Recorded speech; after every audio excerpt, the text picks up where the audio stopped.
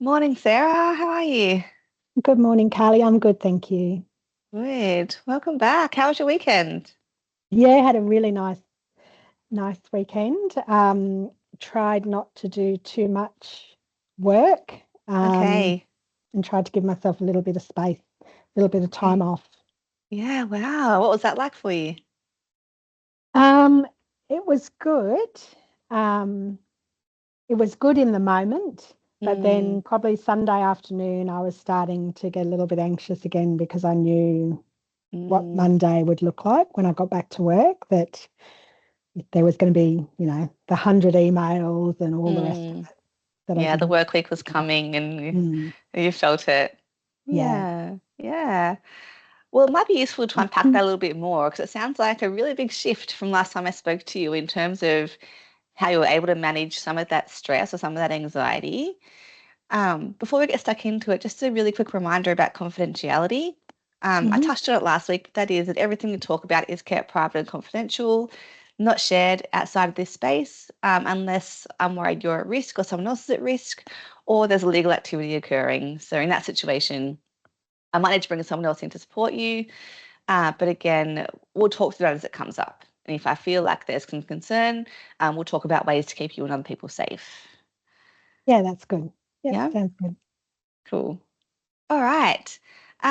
So we did spend some time last week talking about the anxiety you're feeling, particularly around the stress at work, and how that's kind of increased and over time that anxiety or that stress has further crept into other areas of your life to the point where you feel quite overwhelmed by it.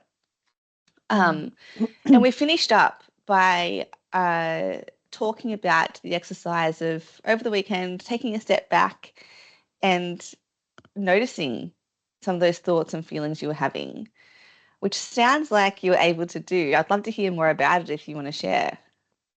Yeah, I think so I kind of consciously went into the weekend, Friday night, which is usually I try and when I get home from work on Friday, like I'll have dinner and stuff, and then I usually just sit on the laptop doing Okay. things.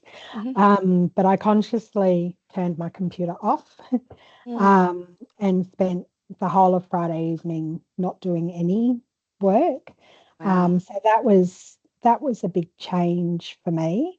Mm. Um, I guess I was still thinking about work, Yeah. so the thoughts were still there, but I actually Mm. wasn't physically doing it. Mm. Um, and even though it was a good thing, I think there Mm. was still definitely some anxiety there around I should be Mm. doing it. Yeah. Mm. So it sounds like still some discomfort, which was kind of indicated by those thoughts of I should be doing something or I should be working. Mm, yeah. Yeah. Yeah. Yeah. How did you manage that in the moment?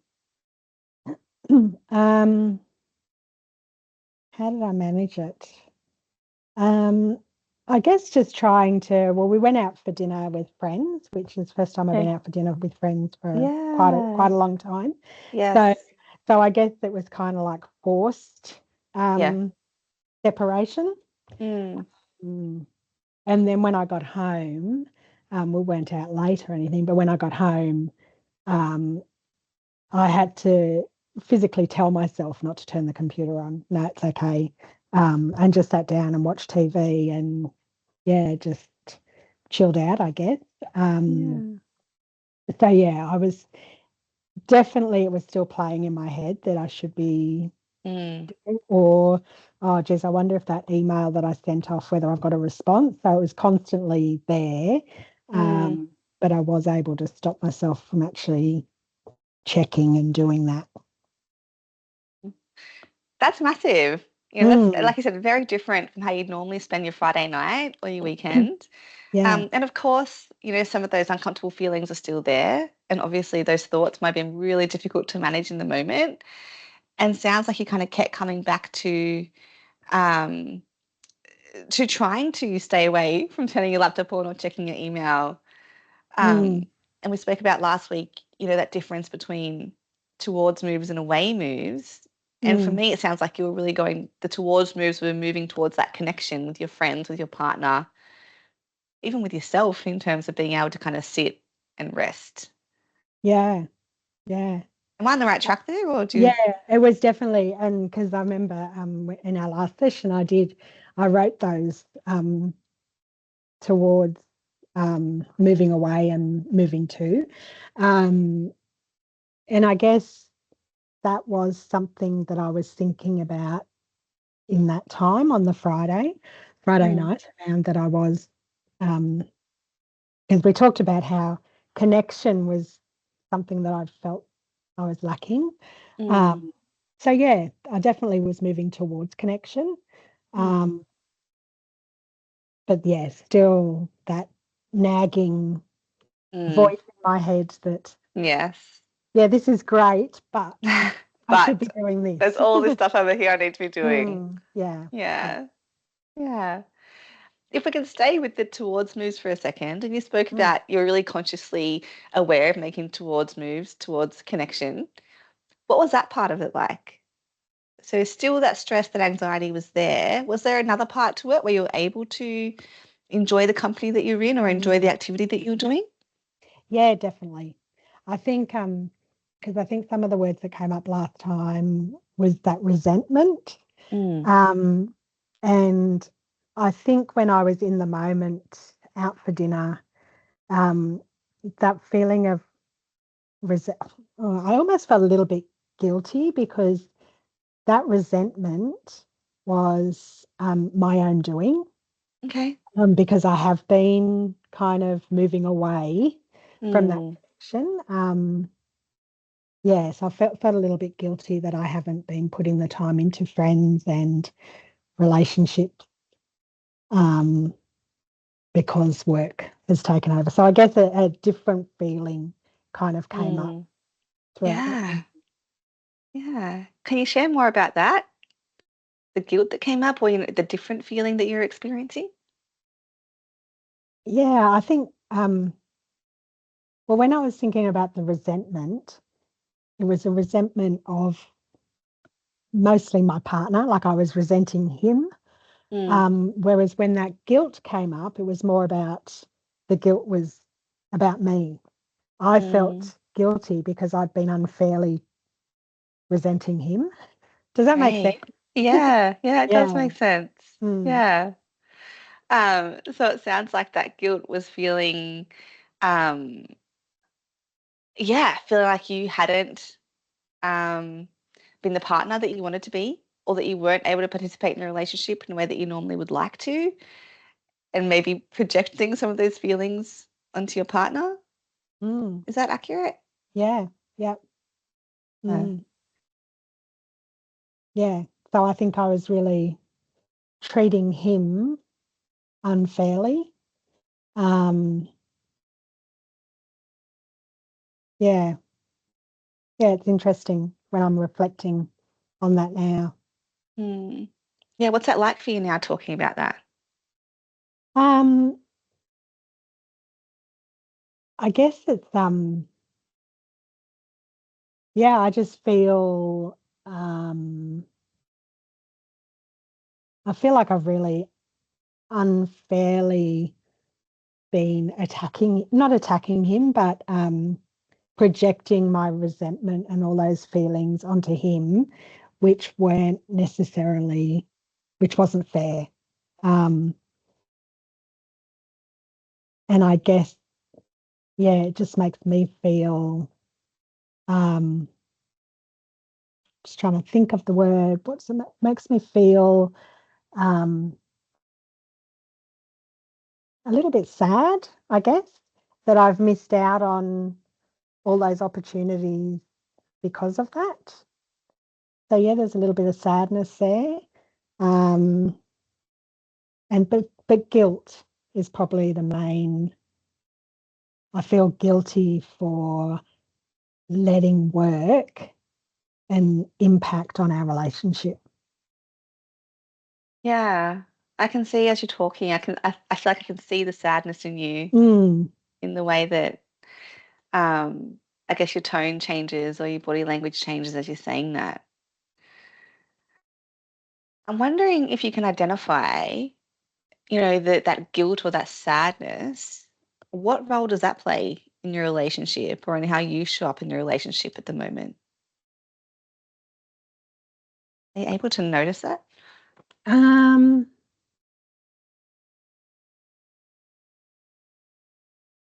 I guess it hasn't changed too much yet because I'm still processing it. Mm, Um, and I'm a very proud person that I don't want to necessarily admit to okay. my partner what's Yep. been going on as well. So Okay. I guess, yeah, for me, I need to sit with it and kind of process it and work out, and hopefully with your assistance, work out what's behind that and what, Mm, um, yeah, mm, before I actually can necessarily make that change mm. or Yeah. acknowledge it and voice it to my partner. Yes. Yeah. And so it sounds like two things. So it sounds like, um, part of you is still in that kind of protective mode in terms of not wanting to show that sadness to your partner. You're keeping Mm, it to yourself to kind of process and to work through. Almost like, you don't want to put that on another thing on them. yeah. Um, and also, and again, correct me if I'm wrong, but it's kind of like finding the solution to that feeling or finding the resolution to that is really important before you kind of go there with someone Mm, else. It's like I want to know how to fix it before I really kind of externalize that. yeah. That's exactly what it is. Um, because I always like to know what's coming next Yes. and kind of, yeah, I don't like the unknown. I don't like the what ifs. Mm, And I guess, in my work, it's very strategic and very planned in mm. the work I do. So I guess my personal life, I need to have that level of comfort as well before I kind of, yeah, expose myself and let the walls down. Yeah, right. There's comfort in the known or comfort in predictability. Mm, Yeah. And that I think is one of the tricky things about ACT and possibly one of its usefulness, or one of its useful components, I'm figuring out how to phrase that, is around we don't always have to find the solution or the answer to these uncomfortable feelings. It's about how we make space for them and how we can tolerate them in a way that's not impacting ourselves and our relationship. Um, Hearing that about it's not about fixing, but it's around sitting with and tolerating. How does that feel for you? I think that feels good because um, the other way that I've always done it is not working for me at the moment. Mm, So I think, yeah, I'm absolutely open to trying something yeah. different, Yes. um, yeah, in this process. Yeah. Yeah. Cool. Because I'm guessing that can be exhausting, right? Forever trying to get in front of the problem or the discomfort or whatever it might be and trying to find a solution and fix it. It's like we're always doing and always kind of having to think and be really reactive and conscious, Mm, which can take its toll. yeah, absolutely. And yeah, sounds like kind of what's happening at work at the moment anyway is mirrored in that response as well. Mm, yep, Yeah. yep. No, I'd say so. Hmm. Uh, I think I mentioned last week one of the processes we use in ACT is around unhooking. So being able to get some distance from uh, the uncomfortable thoughts we're having, all those kind of pervasive thoughts and feelings we're having that aren't serving us at the moment. Hmm. Um, and even sometimes it can be useful to go through this process with positive thoughts too, right? To not get too attached to these thoughts and being able to recognize them as thoughts that will pass. Hmm. Um, I'm wondering if you noticed that on Friday when you were making that really conscious effort to shut down your computer, focus on going out to dinner or watching the telly. There may have been times when the urge to turn on your computer was really strong and probably lasted for a certain amount of time and then maybe went away and then they'd come back again, but then they'd gone. Did you notice that pattern occurring? Yeah, definitely. Yeah. Yeah. Um, yeah, there was definitely, um, I had moments where I wasn't thinking about work, but then it would kind Mm, of pop up. Like, as I said, there was a few emails that I'd sent off later in the afternoon that I was waiting for a response. I hadn't had a response. So it mm. was kind of, oh, maybe I'll just check that email. Yeah, No, doesn't matter because I'll just wait till Monday. yeah, Um, yeah. yeah. Beautiful. And then so you were able to kind of, it sounds like you were able to talk yourself out of that hmm and it could settle for a little bit and then perhaps maybe it popped back in a little bit later or whatever it might be. Is Yeah. that right? Yeah. That was kind of that pattern. Yep. Yeah. And what did you notice? What did you notice about yourself in those moments when you were having that urge or that kind of thought to, I need to check those emails? What did you notice about maybe your bodily response? What did you notice about yourself? Did your thoughts change? Did your mood, your feelings change? Um, I guess, yeah, there was some of those anxious feelings because one of the emails in particular was not necessarily a positive email. Okay. So yeah, so there was some anxiety around how the other person might have taken that email, and if I'd had a response. So I guess there was Okay. a little bit of anxiety around that, or a bit of I guess I was feeling a little bit more tense uh, Mm, when that thought came up. mm, Um, and I guess um, some of that self-talk was, um, I guess, being a little bit hard on myself. Oh, don't be mm, silly, Sarah. It doesn't matter. Just wait till Monday. So that self-talk was quite negative, I mm, guess, towards mm. myself as I'm being silly, thinking Yeah. about work. Criticizing yourself for having those Mm, thoughts. mm, Mm, yeah. Yeah. Which again, um, can be really common in terms of admonishing ourselves for having these thoughts or these feelings that are actually really normal, particularly considering how stressful work has been lately, how consumed you've been by it. It makes sense mm, that's going to be on your mind. Particularly, like you said, that email that you sent off, there was probably some worry attached to that because it yeah. wasn't so positive. Mm, Yeah. So it sounds like, you were able to engage that self-talk process. It did lean on the critical side. However, within that, it sounds like it was useful in some way in helping you to kind of stay connected to what you're doing and not lean into that kind of behavior of checking emails and then getting caught up in that cycle again. yeah, it was definitely useful. Even if, yeah, as I said, even though it was negative, it was definitely useful to kind of talk my way through that. Yeah, beautiful. If you're open to it, there is an exercise we can try in hmm order to manage, those waves of emotion that we feel in times of stress. Yeah. It's very similar to kind of what you're already doing. However, it's working to remove some of that judgment we put on ourselves. hmm So being able to acknowledge those thoughts, feelings, urges that we're having without putting the criticism on it. Yeah. Sounds Um, good. and it's called Leaves on a Stream. So it is a mindfulness-based exercise. So it takes us to a place where we're connecting with ourselves and focusing on the thoughts, feelings, emotions that we're currently experiencing. How do you feel about having a quick go of it now Yeah. together? I can Yep. guide you Sounds through good. it. Yep. Okay. All right. So if you feel comfortable, you can close your eyes. But if you prefer to keep your eyes open, that's okay too. And what I'll ask you to do is picture yourself sitting by a stream. It can be any stream, you might have one in your mind that you go to regularly, or it could be a completely made up one. So imagining you're sitting on the bank of a stream and next to you is a beautiful big tree. So every so often, some leaves fall from the tree and fall into the stream. And what I'll ask you to do is once you can get that picture in your mind, see if you can tune in to any particular thoughts or feelings that you're having.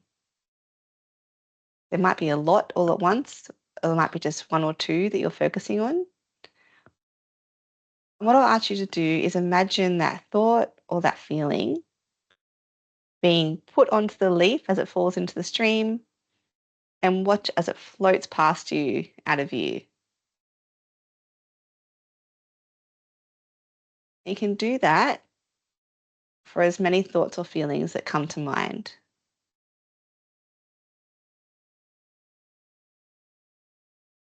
Watch the leaf fall, attach a thought or a feeling to that leaf, and follow it as it floats down the stream and out of vision.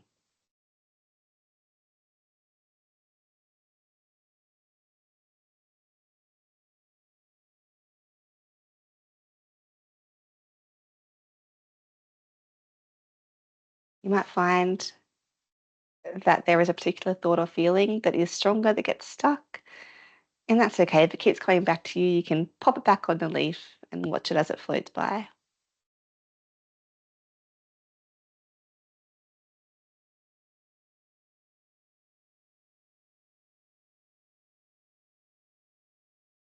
You can just keep going for as long as that works for you.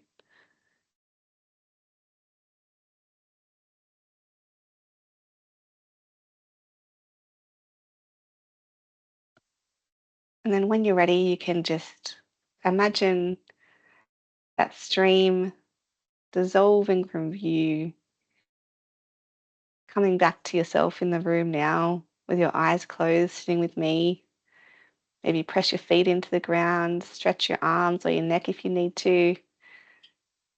And then when you're ready, you can open your eyes.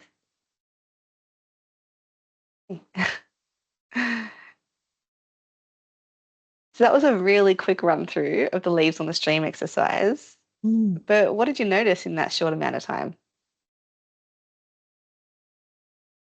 I noticed the speed that the leaves were going down the stream Mm, in terms of the different thoughts. And I think, like when you said, some thoughts might get stuck. mm, I guess there's heavier thoughts, like that guilt mm, was one that kind of was going a lot slower. mm. I put that resentment thought in there, and that flowed really quickly. That just kind Right. of, yeah. So it's almost Yeah. like, okay, yep, I felt some resentment, but that's not necessarily what my issue is at the moment. Mm, So that kind of just flushed down and off it right. went.